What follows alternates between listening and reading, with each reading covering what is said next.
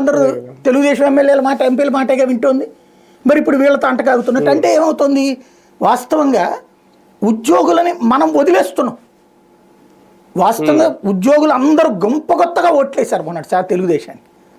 వాళ్ళని వర్టికల్గా చీల్చి జగన్ నువ్వు వీళ్ళని తీసుకోపో, వీళ్ళందరూ నీ వాళ్ళు, నీ టైంలో ఈ పోస్టులో ఉన్నారా, నీ పేరు మీ వాళ్ళ పేర్లు చెప్పుకుని వీళ్ళందరూ మేము వేధిస్తున్నాం, 5 ఏళ్ల తర్వాత ఈ సగం మంది ఓట్లు నీకే తీసుకోపో, మాకు అక్కర్లేదు అయ్యి అని చెప్తున్నట్టుంది.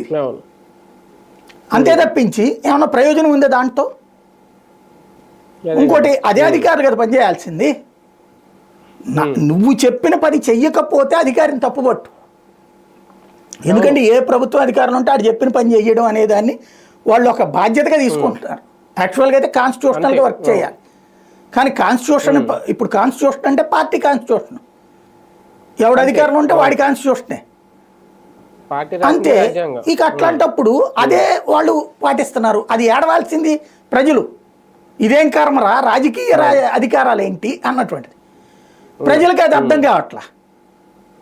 కాబట్టి ఇక్కడ కథ నడిచిపోతుంది అంతే. ఎంతకాలం ఈ కర్మ పడుతుందో రాష్ట్ర ప్రజలకి అది అనుభవిస్తూ ఉండని ఏం చేస్తాం. అంటే రాజకీయ నాయకులనే కాదు అధికారులను కూడా భయపెట్టే పరిస్థితి అదే చెప్తున్నారు కదా.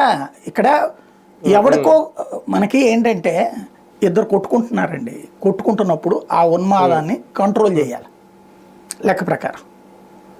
అలా కాకుండా బా కొడు పగిలిపోయింది మొహం పగలగొట్టు అనేది ఎవరు మాట్లాడతారు? ఇది సైకోగాళ్ళు మాట్లాడతారు, మానసిక చిత్తభ్రాంతితో ఉండేవాళ్ళు మాట్లాడతారు, ఇక తగవులు పెట్టుకునే దరిద్రం ఉన్నోళ్ళే మాట్లాడతారు. అంతేగాని ప్రశాంతత కోరుకుంటుంది కదా సమాజం. కానీ దీన్ని ఎంకరేజ్ చేస్తున్నాం మనం.